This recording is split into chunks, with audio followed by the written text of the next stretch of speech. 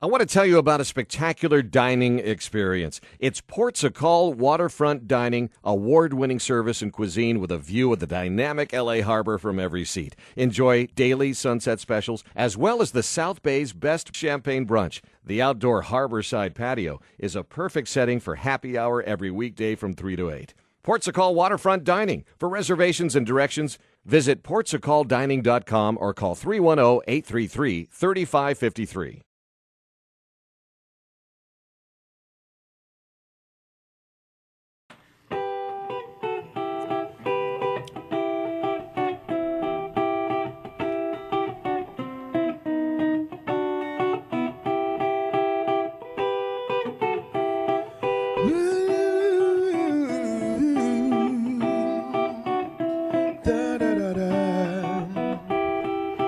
Blood will flow, flesh and steel are one, drying in the color of the evening sun.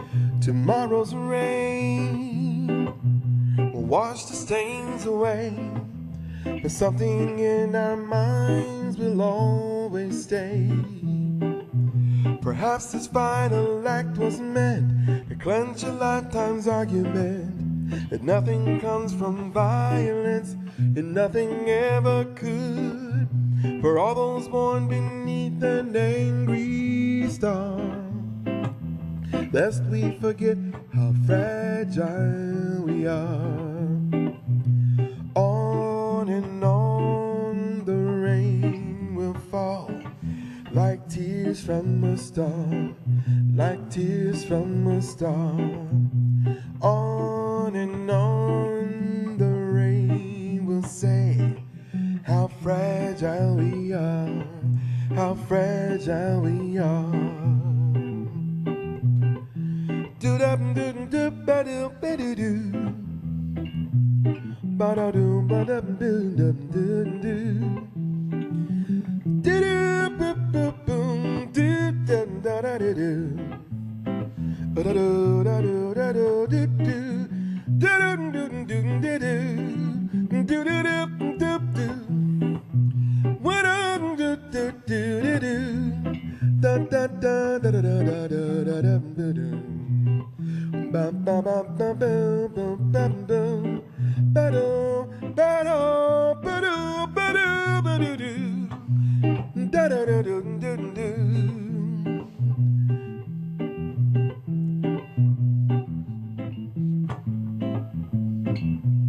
Beautiful.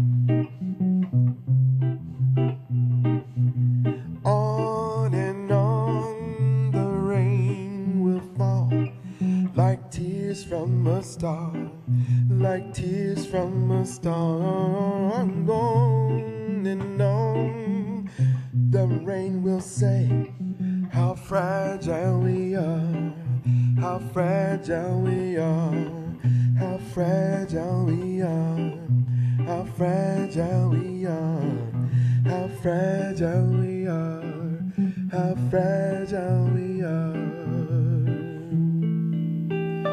How fragile we are. Yeah. Beautiful. I'll provide the applause. Thank you. Beautiful. Thank you. Oh my goodness. So Interesting pretty. how we can do that, right? So pretty. Oh my goodness. Sync. Oh my goodness. Are we going to John Mayer, Stitched Up now, and then coming back? I'm not sure where we are on the show. So, yes. Well, or do you want to talk about his marriage situation? His marriage situation with himself, or with myself. I'm androgynous. So yes, running. I know, since we're running kind of on a strange time frame here. I wasn't sure. We're running out of time here, but yeah, let's talk. We were talking earlier about if I know you've been with April for quite some time. If you were without your mate, if God forbid something happened, would you get remarried? And had a lot of interesting reactions. I think DeQuette already said that he'd bring a date to divorce court. But don't you think it's different if you were divorced versus something happened to your? Completely different. Right? Yes, completely. So let's go with something happened to, God forbid, it's not going to. So if some whatever catastrophic event took place, yes, I probably would. You would. Blake? Yeah, I think, well, at some point, probably. Given grieving and all Yeah. Okay, let's the passage of grieving, time but and- in your mind, you're a week, is that good? dear, Is that respect? honey, That's respectful, isn't I it? really miss you. I hope things are going good. in Dear your life. honey. I miss you. God bless. I'm moving on. Yes, I'm done. Okay. I don't know. I mean, at some point, I mean, it's just we have kids, so I mean, it's especially tough when you have kids, and I'm sure going through the whole approval process or disapproval, which Yeah, always right. happens from kids, would be tough. So I would imagine that I would probably be single for quite some Yeah. time, but at some point, Yes. It would take. It would Because take I time. was saying that I think that I probably wouldn't, believe it or not. I think I would probably not. and I don't believe you. Oh, well, we're not going to prove it, that's for sure. You already said you wanted to marry Lenny Kravitz. Well, so yeah, Right. well, okay. Actually, no, I would. Seriously though, to be honest with you, I dated so many different types of men. And I tell my boys this. I think this is the best. I dated so many different types: stockbroker type to musician type to just everything. And then I realized, these guys are all a lot of fun, but I don't trust them. Not that I trust you guys, but some of I'm like, Got to watch those musician types. I don't think so. Football players, the whole bit. And then I was like, no. My instinct's telling me, and I'm too wild. So if I have someone that's also wild, we're just going to be a mess. I need someone to ground me. Well, it's good that you know that. So that's, but I'm one of those independent spirits that I pretty much could go off and traverse the world. If my kids were grown, I would be like, okay, free. If I find a way to make money, I'm off. I'll be in Peru for a while, then I'll go here and I'll meet some people here, then I'll work here. That would be my other life. But, and being grounded with my husband, who is amazing and allows my spirit to be there. So if I want to go to Vegas for the weekend, he trusts me, which he can, because I need to do that, it's totally fine. But I think I'd be comfortable. I could be wrong, but I think I'd be comfortable going back to dating all kinds of different people, having a good time. And Oh, so you would still date? You're just I not would going to still get date. remarried. I wouldn't Okay. marry. Now see, that's Okay. a horse of Now a different that's color. a horse of a. We thought you were going to be like all alone. We thought you were going to be and living at a reading books By myself? and a yeah. convent Oh, and hell no. being a nun and. that's funny. No. Oh, no. No, I mean, no. if I had to do that, see, I'm very connected to my emotions and I'm sensitive, so I would take time to allow the process of grieving to take place and then to feel comfortable with enough time being past that, okay, now I'm in the right frame of mind to actually welcome someone else into my Right. life. Because if you do something on the spur of something real fast, it's just not going to work. Oh, yeah. And it's not fair to them. No. It's not fair to the other You're person. right, it's I not. mean, Yeah. It's not going to work. yeah. I mean, you can't get so fresh out of either a divorce or losing somebody in your life. I've seen people do that too quickly, and it's a disservice to both people. Yeah. in a Well, then there's relationship. two different schools of thought. There, when you lose someone, that's one a set of different thing, traumatic right. situations and emotions that go with that, and then divorcing someone is a whole different set of emotions, and has its own trauma associated with it. You have to look at those things for what they are and give yourself time to do whatever you need work-wise. If you're betrayed, therapy especially, or- right? If Yeah, something you went have to- down, you have to build work a those trust things out. again and Yeah. love someone again, open yourself up. from Gotta a work it out. betrayal. Yeah. It does seem like a lot of the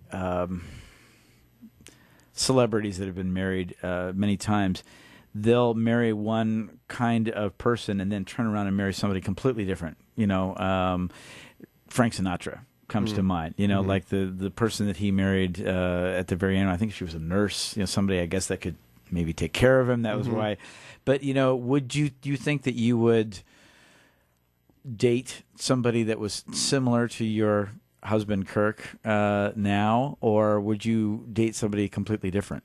I would, I probably, if I'm not going to marry someone, then I would just be open, which is how I was before, to all kinds of interest. I'm just fascinated by people. I wouldn't. So you go back to the musicians and the stockbrokers whomever, and the yeah, football interesting, players whatever. and the yes. Well, whomever you decide to partner with, whether it's for a date or a relationship, you have to have an open mind because everyone's an individual and you can't really put people into silos and boxes. Yeah. And whatever. Sure. I'm fascinated by people in general, and I've like I said this many times. Growing up, my dad raised me.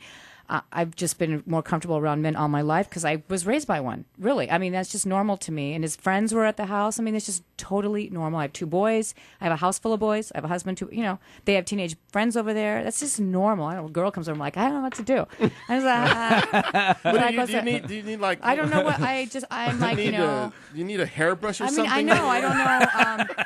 What do we do here? There's a girl here. Here, I have a barrette. Here, yeah, take I know. that. I'm just Here, like, here's a hair thingy. Yeah. So I think for me, that's that's just I'm fascinated and I'm comfortable around men in general. So for me, it's just I'm fascinated by people anyway. Whether I'm dating and it ends up being just friends, I am intrigued by history and culture and all of that. So that's where I would go, and that's just that's what I would do. But I was luckily with divine intervention, I think, smart enough to know I'm too crazy and too wild and too whatever to find someone like that. It just would just be crazy, be a crazy house. I just wouldn't be. It wouldn't work. I have to have someone grounded and that's just. And so you said something key.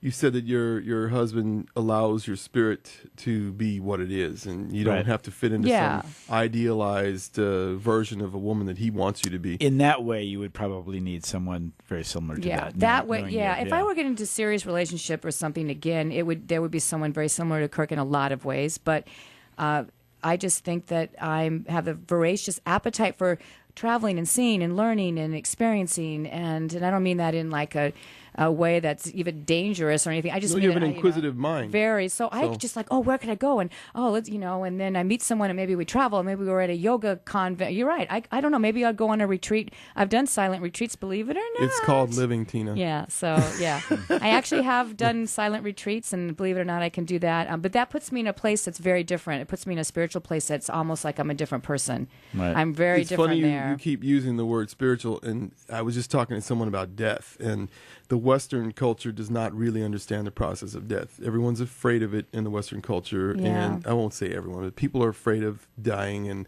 they're afraid of the concept of death. They don't view it as what it is. It's a spirit moving on to its next purpose. Right. And if someone's suffering, let's just say, for instance, someone has cancer or something like that, and they're really not having a good quality of life, I would think that once that person finally died, that their immediate family would be happy for them and celebrate the fact that they are set there free. is a sense of relief. Yeah, they're free. Exactly. But see, the selfish thing where people, I'm never going to see them again, and then sadness, and then the this and that, and then it becomes a horrific thing. Yeah. It really isn't. It's more of a positive thing where they've gone on to their next purpose. I agree. I totally agree. That's what keeps me pretty zen. In fact, I just did a blog article on that, and the blog article, I just started blogging, and the name of it is My Purpose is to Love. And basically the whole thing is about, it's we come here, we observe, we grow, we learn, our spirit moves on. We hope to learn more, and the whole thing is just to get to unconditional love for people. And I really believe that. So I also believe that, and I have even there, our spirits are here, there, and everywhere, and we just take different bodies, and if we don't get it right, we come back and do it again, which is why I'm like, please help me do this one right, because parts of my life, I don't want to live that again, but I really do believe the same thing. And so I think that's the thing with the marriage and the partners and experience. But I know my husband would say the same thing, and we've said that to each other. Listen, we have a do not resuscitate clause for a reason, and we're both very much like, if you're here, you need to live. You're meant to be here and live. So you have to do that. Yeah. Honor my love for you and my appreciation and respect for who you are by doing that. So I think we have that very clear. And I think in our family we're like that too. We both agree on both sides of the family. So it's really a healthy way to look at things. And like you said, he allows you to be who you are. Most people fail at the relationship thing because they're imposing too many expectations on the other person, and some of them are unspoken. They don't even go into detail about who you are or who I am or what can we do together, and it's more of a perceived thing that goes on. Sure, you get disappointed without even telling the other person what you want. And then at the end of it, it's a big mess. And, exactly. And if people would allow each other to be who they are and take each other for who they are, then a lot of that would be avoided. So where's DeQuette? Are you taking this in? Because I know that you're going to get it right this next time, right? You've had a couple kind of tumultuous. Yeah. Okay, good. So this is the school for Dequette. And Dequette, there'll be a test at the end, and then we'll decide if you're ready to date again. And then if you are, we will. Women, if you'd like to get on the waiting list, you can call Blake here and Live with Tina Anderson if you'd like to date Dequette. But now you can see what kind of, court you're going to be in, because we're going to be quizzing you on, all that. So we'll take care of you. We'll definitely take care of you. Anyway. Well, Darryl, thank you so much for coming on the show. Absolutely. Yes. Anytime. Absolute blast.